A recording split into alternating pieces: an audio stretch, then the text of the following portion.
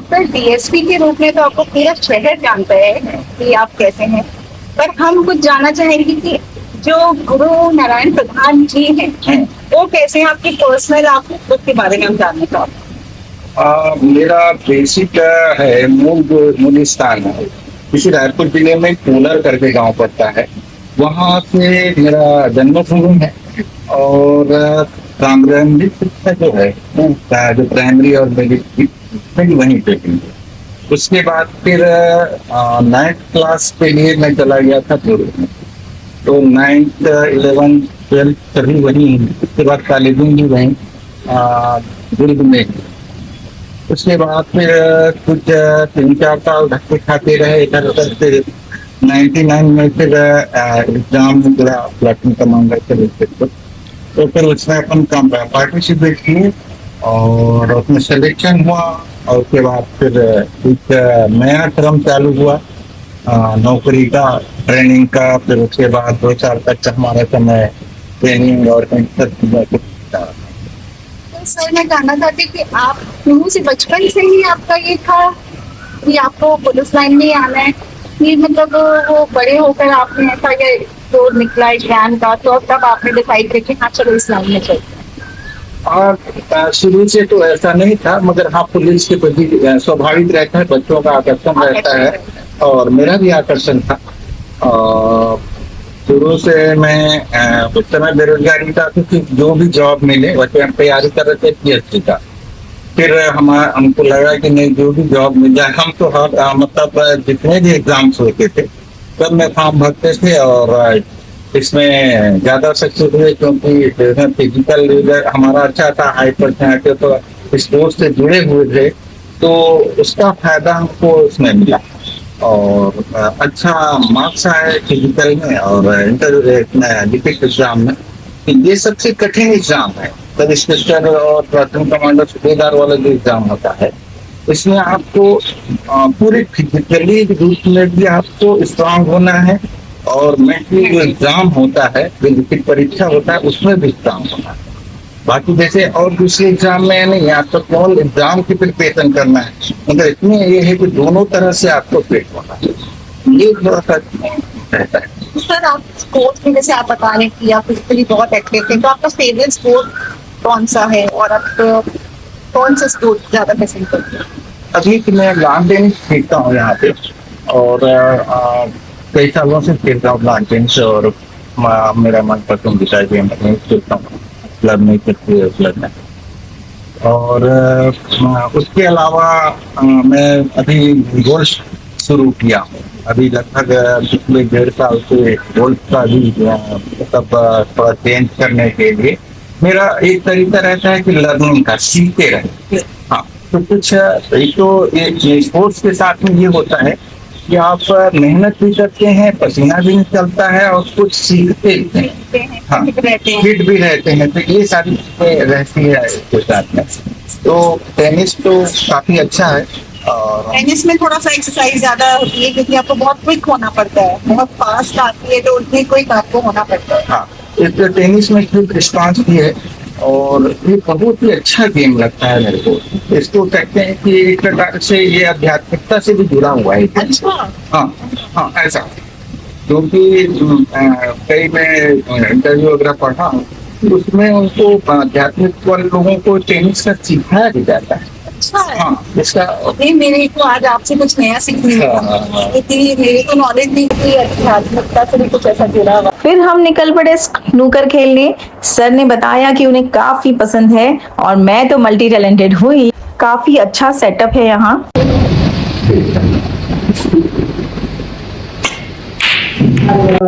बढ़िया शॉट है, मैं भी ट्राई कर रही हूँ।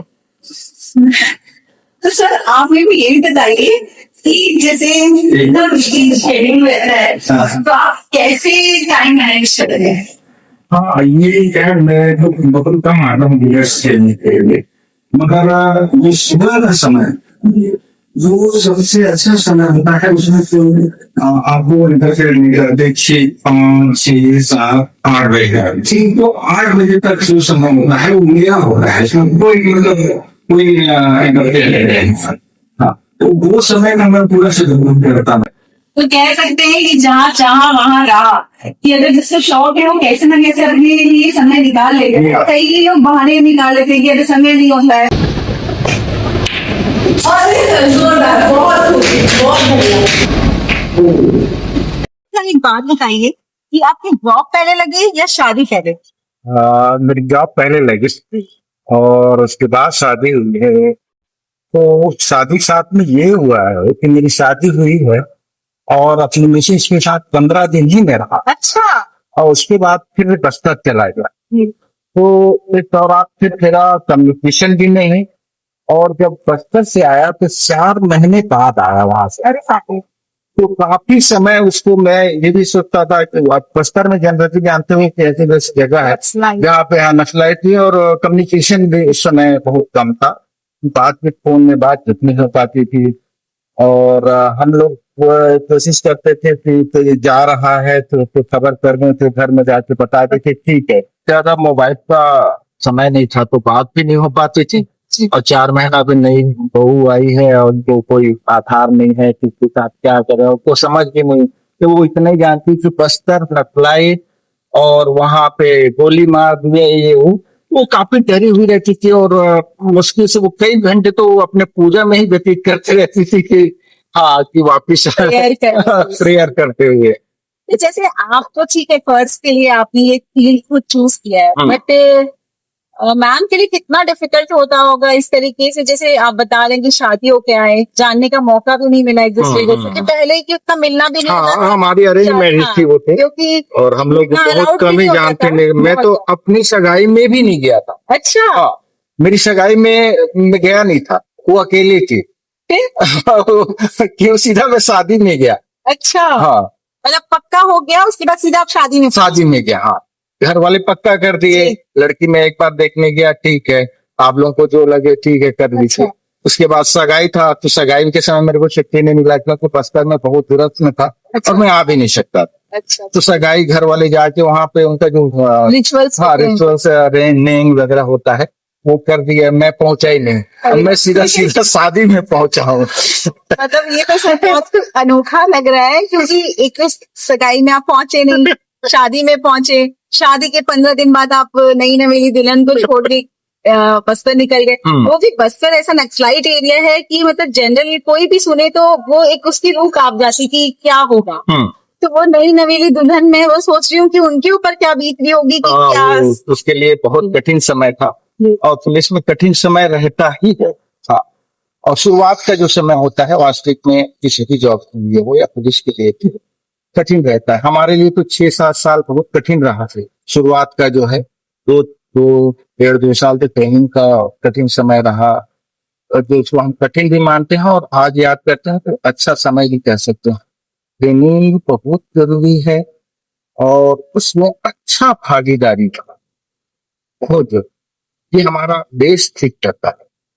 वो शुरुआती जो 5-6 साल है मेरे लिए भी कठिन रहा, मेरी मिसेज के लिए, मेरे परिवार के लिए, सबके लिए कठिन। कई बार तो परिवार के लोग वो भी करते रहे कि अरे आ जाओ ऐसी चाहो परेशान हो रहे हो और दूसरे कुछ काम जाते कुछ करते, मगर अपन सोच लिया कि भाई काम करेंगे तो परेशानी आएगी और वो तो सही अपने को सबसे ज्यादा पसंद दुनिया में कोई चीज है तो वो मेहनत करना पसंद आता है। तो मेहनत किसी भी हमको टास्क दे दे बता दो, अब उसके बाद कैसे पूरा करना है हम उसके लिए फिर फिजिकल मेंटल सब लगा के। आपने बिल्कुल, सर ने बिल्कुल सही कहा। अगर आज सर मेहनत नहीं करते तो आज डीएसपी के पोस्ट पे नहीं पहुंचते। तो ये बिल्कुल सर का डेडिकेशन है, हार्ड वर्क है कि आज सर हमारे बीच में एज ए डीएसपी रायपुर है। तो सर डेफिनेटली सर आप तो कुछ ऐसी जैसे आज के युवा हैं बहुत जल्दी बहक जाते हैं, वो बहुत मेहनत नहीं कर पाते, आप जैसे देखते हैं बहुत ज्यादा सोशल मीडिया और ये सब, तो उनसे कोई आप संदेश देना चाहेंगे कि क्या उनको कैसे अपना आगे करियर के कैसे क्या करना? हाँ करियर का प्रश्न है तो आदमी तो एक तो निरंतरता के साथ आप एक पहले टास्क देख लीजिए कि मेरे को करना चाहिए, उसके बाद उसके साथ कंटिन्यूअस लगे। हाँ और आपका डेडिकेशन होना ही चाहिए एनी हाउ। जब तक आपका समर्पण नहीं होगा और आप पूरी तरह नहीं चाहो कि मेरे को ये जॉब 100% होना ही चाहिए। आप आधे अधूरे मन से करेंगे तो कभी आपको कोई टास्क नहीं होगा। उसके लिए आपको पूरे मन से लगना पड़ेगा। आप आपको चाहते हो कोई भी जॉब अपना 100% 100% देना चाहे आप पड़ेगा। हाँ। और आपको जिस फील्ड में जाना है आपको वो पहले से डिसाइड करना है कि आपको किस में मन लगता है। किस में? जी अब अपन क्या होता है कि ऐसा नहीं है कि सर, हम जानना चाहेंगे कि बस्तर से रिलेटेड कुछ आपका कुछ किस्से कहानी बंदी या नक्सल ऑपरेशन से संबंधित कुछ होना है। पहली बार मेरा जब बस्तर शिफ्टिंग हुआ तो वहां जाने के लिए पैदल अपने को जाना पड़ता था 40 किलोमीटर। तो उस जगह मेरा सामान भी रहेगा। मेरा पोस्टिंग वहां ऐसी जगह में था कि अपना सामान लेके जाओ और पैदल ही जाना वहां तक। सामान लेके आपको पूरा पैदल पैदल, जाना। हाँ। मगर वहां गाड़ियां भी जाती थी कभी कभी, दिन में एक बार गाड़ियां जाती थी। अच्छा तो मेरे साथी और भी जो जॉब में करते हैं साथ में काम करने वाले क्या सब देख तो रख दीजिए, आप चले जाइए टीम के साथ में। जी तो हम लोग लगभग 30-40 लोगों का जो टीम है वो हम लोग रात में निकले लगभग 11-12 बजे और दोपहर के 12 बजे तक हम लोग मतलब रात को 11 बजे से दोपहर के 12 बजे ये और पैदल चलते गया। पहला पोस्टिंग है, मैं पहली अच्छा। बार इतनी मतलब लंबा सफर आपको हाँ तय है। पैदल। तो वहां लगभग 11-12 बजे पहुंचे। जैसे जूता खोले तो देखे तो पैरों में पूरा छाले पड़ गए थे। उसके बाद जूता पहनना मुश्किल हो गया। एक बार जूते नहीं करने पर शाम को जब हमको पता चला कि हमारा जो बैग गाड़ी में रखा हुआ था वो नक्सलियों ने बीच में उतार दिया। अच्छा और वो पूरा सामान हमारे पास अब कोई सामान नहीं है। हम जो कपड़ा पहन के गए हैं जी वही हमारे पास था। अरे और वो ऐसी जगह थी जहाँ पे कोई चीज आप खरीद भी नहीं सकते। एक भी वहां पे कोई दुकान नहीं, कोई कुछ नहीं। हफ्ते में एक दिन बाजार लगता है। फिर उस हफ्ते का दिन के बाजार का हमको इंतजार करना है। जैसे बाजार का दिन आया यानी 4-5 दिन हम केवल एक कपड़े में ही वहां पे रहे। और जैसे बाजार का दिन आया तो फिर अपन कपड़ा वपड़ा खरीदे। फिर उसके बाद फिर लगभग वहां एक हफ्ते पूरा आप उसी में थे। हाँ उसके बाद बाजार का दिन आया तब जाके आपको कुछ राहत हाँ मिली कुछ होगी मिला। कि हाँ हम हाँ जो दैनिक उपयोग की चीजें हैं चीजें हैं। वो हमको उस दिन मिल पाया। पहली मैं बस्तर गया और पहली बार में पहली ही पोस्टिंग में ही आपको एकदम इस तरह से नक्सलियों का था टेरर था वहां पे। तो पहले तो सर बहुत ज्यादा हुआ करता था, अब तो फिर भी थोड़ा सा कम्युनिकेशन वगैरह इजी हो गया है। तो आप लोग का कम्युनिकेशन का भी प्रॉब्लम हुआ करता होगा उस समय। उस समय बहुत सा प्रॉब्लम था कम्युनिकेशन का। फोन रखते नहीं थे, मोबाइल का टावर नहीं कुछ नहीं। और जो लैंडलाइन फोन थाने में होते थे वो भी हफ्ता 10 दिन डेढ़ ही पड़ा रहता था। 2-4 दिन कभी चालू होता था तो सब हो जाता था। सर घर में कभी जैसे संदेश आपको भेजना है या बात करनी है तो फिर आप कैसे करते हो?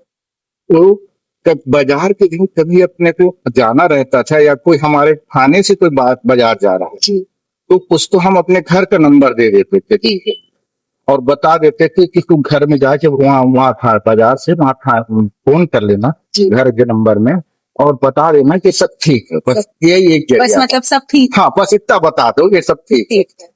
मतलब एक घर वालों को कम से कम एक राहत पहुंच जाती कि हाँ भाई हाँ। मेरा बेटा मेरा पति जो है वो सुरक्षित है। हाँ सुरक्षित।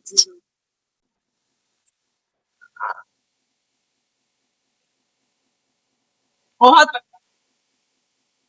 जैसे कि हमें जानकारी मिली कि आप बॉम्ब ट्रेनिंग के लिए बाहर कहीं गए थे, तो उसके पीछे की क्या किस्से कहानियां हैं?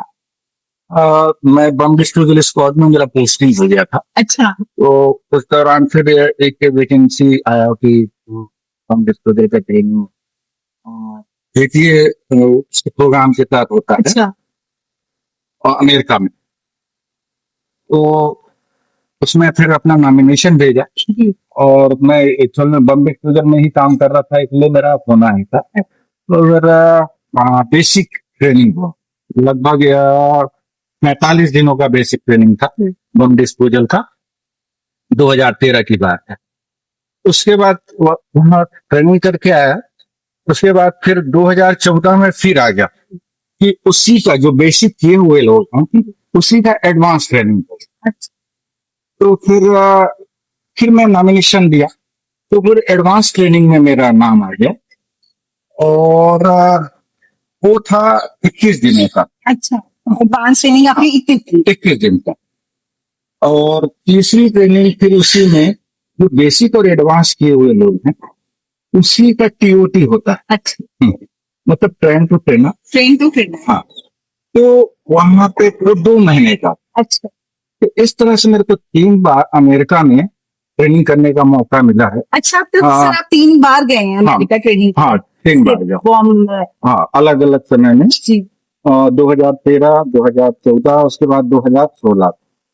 तो अच्छा रहा वहां पे, तो बहुत कुछ अच्छा सीखने को मिला। और यहाँ आके क्योंकि मैं बंद खुले स्टोर में काम कर रहा था, इसलिए यहाँ के लोगों को भी काफी चीजें जो सीख के आया, वो आप अपनी टीम ट्रेनिंग को अपना सिखाया और उसको अच्छा करने का। हालांकि बम का काम थोड़ा बहुत ही ज्यादा रिस्की है और मोड ऑफ एक्सप्लोसिव नहीं कहा जा सकता, फिर भी हम लोग बहुत कुछ जो लोगों को बचाने के लिए, अपने लोगों को बचाने के लिए जो सीख के आया था और आगे तक। सर, कभी जो आपने क्या ट्रेनिंग करके आई थी बॉम्ब डिफ्यूज करने की, तो कभी ऐसा मौका पड़ा कि आपको डिफ्यूज करने का वाकई कभी चांस मिला ऐसा? हाँ, कई बार मिला है, जी। मगर एक बार का मैं बहुत ही मेरे बहुत कठिन समय में और बहुत ही रिस्क के साथ थी। एक तो गरियाबंद जिले में जी। एक ही सीरीज में लगभग 16 बम लगाए हुए। 16 बम एक सीरीज में। और वहां हम लोग पहुंचे लगभग रात को 10 बजे करीब। घना अंधेरा, जंगल का रास्ता, और वहां पे कोई रोशनी नहीं, टार्च से अपना। तो लगभग 16 बम एक ही सीरीज में लगा के रखे थे। उसको हमने डिफ्यूज किया था। दूसरे दिन उसका न्यूज पेपर में भी उसका आया हुआ था। तो हमारा टीम यहाँ पे बहुत सक्सेसफुल। हाँ, ये बहुत क्योंकि अगर 16 बम एक सीरीज में लगा तो आपको उसको नुकसान करने के लिए। जैसे मौसम आप कह रहे थे कि मौसम खराब था, पूरी बारिश हो रही। अच्छा, बारिश भी हो बारिश भी रही हो है, रही। अंधेरे के साथ बारिश भी हो रही है। 16 बम हाँ, है हम लोग वहाँ पे। पूरा भीगे हुए थे। अच्छा। हाँ, हाँ। तो ऐसे हमारे- में वो वायर वगैरह में करंट आने का भी डर होता होगा सर? वायर में रहता है, रिस्क तो होता है ये। रिस्क तो पूरा ही है। मगर हम लोग जानते हैं कि कैसे डिस्पोज जी। किया जाता है। जी। और हमारी टीम इसमें अच्छे काम करती है, जानते हैं। और सब ट्रेंड लोग ट्रेनिंग किए हुए हैं। हालांकि मोड ऑफ एक्सप्लोसिव नहीं जाना जा सकता अच्छा। कि कब क्या हो जाए। क्या हो जाए। हाँ, रिस्क का एवरी टाइम रिस्क आपका बना रहता है, चाहे कोई भी टास्क कर। बहुत बढ़िया सर, काफी तारीफे काबिल है कि 16 बॉम्ब, बारिश है, अंधेरा है, टॉर्च लाइट में आपकी पूरी टीम ने वर्क किया और काफी लोगों की जान बची होगी इससे, क्योंकि 16 बॉम्ब मतलब मायने रखता है सही। सर, एक जिस सवाल आया मेरे मन में कि जैसे वो 16 बॉम्ब थे, इन केस वो कुछ कारण से अगर विस्फोट हो जाता तो ये कितना घातक हो सकता था? क्योंकि बस्तर में आए दिन हम सुनते रहते हैं कि इतने जवान हमारे शहीद हो गए, तो वो उसका क्या इफेक्ट आता अगर इसको? लगभग वो जो बम लगाए हुए थे जी। क्या सीरीज में लगा हुआ था, जी। फटता तो पूरा एक साथ फटता। अच्छा। और उसमें 1 किलोग्राम का, 2 किलोग्राम का, जी। है ना, 3 किलोग्राम का, इस तरह से लगा हुआ था। जी। और अगर इनिशिएट होता, जी। शुरू होता, जी। तो बहुत नुकसान। अरे। हाँ, लोगों का जान माल का तो काफी नुकसान होता। और वो नुकसान पहुंचाने की नीयत से ही लगाया गया जी। था। और 1 किलोग्राम बहुत होता है। अगर हम थोड़ा सा भी एक्सप्लोसिव का वो तो नुकसान दे है। तब सर, आप लोग आए दिन जोखिम से खेलते हैं, बोलना चाहिए। मतलब सैल्यूट है आप लोग को और आपकी पूरी फैमिली को, क्योंकि पल पल कब क्या हो कुछ नहीं जान सकते हम। हाँ, और फिर भी आप लोग इतने डेडिकेशन से सारा चीज लगे रहते हैं अपना। उस अनुभव से अनुभव बहुत महत्वपूर्ण काम है, क्योंकि इसमें अनुभव बहुत है। अनुभव बहुत हाँ, ट्रेनिंग के अलावा हाँ, अनुभव जरूर।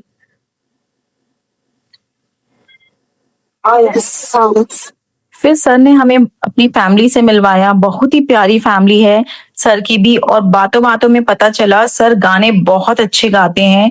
तो भाभी जी ने और सर ने दोनों ने तो समा बांध दिया। बहुत मजा आया, बहुत ही प्यारा गाना गाया दोनों ने मिलकर।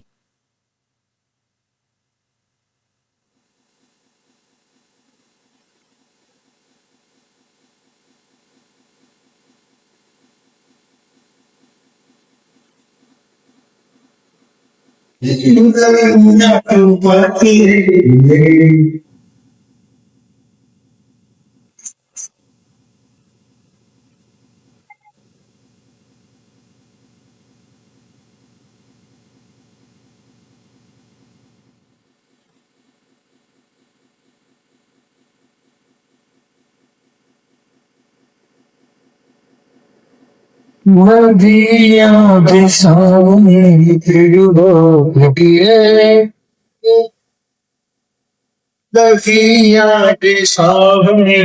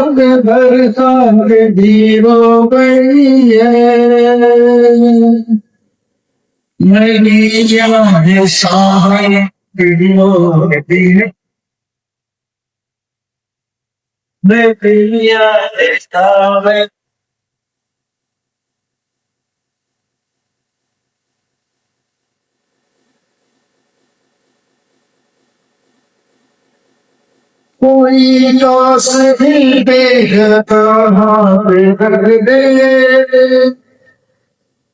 मेरे कोई साथ कर दे मगर ये है ख्वाबों का यारों यारे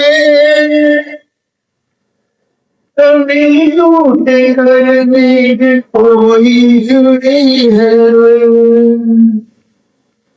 ये आज सामने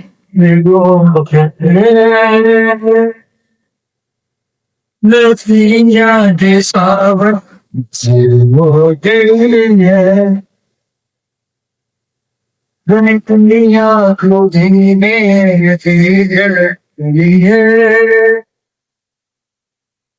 नदियां आवे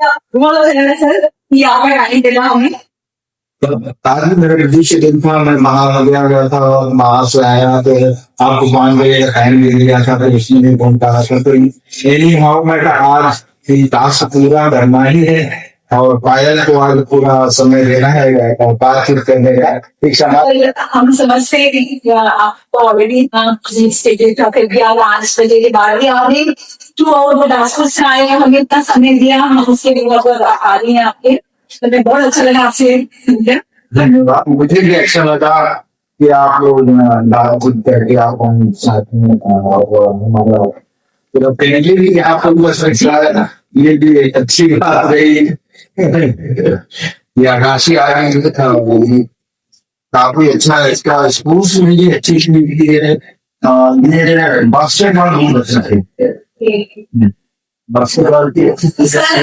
जैसे फादर वैसी डॉटर हाँ। क्योंकि आज जो मल्टी टैलेंटेड है डेफिनेटली हम बड़ों को भी खाना ही लाते थे बच्चे अपने पेरेंट्स से सीखते हैं अपने बड़ों से सीखते हैं तो वैसे ही बच्चे में भी आया है फिर मैं एक बार जो बेड़ियां बहुत खिलाती हूँ हाँ सही है अमेजिंग है एक्चुअली कमाल वो होती है वो जहाँ भी रहेगी ना वो अपनी एक रौनक अलग सी शाख हो जाती है मेरे 2 बेटे हैं जो उसका दर्द में समझ सकते हैं लेकिन कभी हमें महसूस होती है सो मच सर आपने भी इतनी बिजी शेड्यूल से हमें इतना टाइम दिया आपकी फैमिली से मिलने का मौका मिला और इतना प्यारा आप लोगों ने गाया बिटिया भी बहुत प्यारा पसंद आते हैं तो thank you so much sir एक आखिरी और अहम सवाल कि आजकल की जो यूथ है वो दोस्ती यारी के चक्कर में उनका करियर छोड़ के जो नशे में बर्बाद हो रहे हैं तो उनके लिए आप क्या संदेश देना चाहेंगे सर इनके अंदर नशे का युवाओं में जैसे कि ये 16-17 काम करते हैं इनको एक नशे का ललक जैसे है और वो अपने साथी को देखते हैं कि यार वो नशा करते हैं और आपस में उनको लगता है कि हम भी उसको चेक करें टेस्ट करें हाँ उसके बाद टेस्ट करने के चक्कर में वो उसके हेबिट में आ जाता है तो ये और उसके बाद उस नशे को पाने के लिए वो अलग अलग अपराधों में लिप्त हो जाते हैं वो ये है कि इसको हमारे पेरेंट्स को ही ध्यान देना चाहिए। जब आप अपने बच्चों को थोड़ा वाच के लिए चीजों के बारे में समझाइए, बेहतर बताइए, उसको अपने साथ पूरा समय दीजिए, उसको ऐसी एक्टिविटी में डालिए कि उसके पास समय दे सकने लिए कम बचे। इसको उसमें डाल दीजिए, कोई सिंगिंग में डाल दीजिए, या फिर कोई और टास्क, कंप्यूटर से संबंधित टास्क है। बच्चों को क्या है, बच्चे के पास एनर्जी बहुत होगा, और उस एनर्जी को आप सही दिशा में नहीं देंगे तो निश्चित रूप से वो दूसरे दिशा में जाएगा। तो इसलिए बच्चों को पूरा फुल टाइम इसको टास्क दे दो कि आप कंप्यूटर में काम करो, कंप्यूटर का ट्रेनिंग ले लो, सिंगिंग का कर लो और स्पोर्ट्स का कर लो। तो उसको जिस तरह से आप उसको टाइम रखेंगे, व्यस्त रखेंगे, तो वो बच्चों की एनर्जी बहुत रहती है, तो वो बैड एनर्जी की तरफ ना जा रहे, इसलिए हमें उसे अच्छी एनर्जी के डाइवर्ट कर देना चाहिए ताकि वो ऑक्यूपाइड रहे। हाँ, ये बहुत बहुत धन्यवाद सर, बहुत अच्छा लगा आपसे बात करके। Thank so much.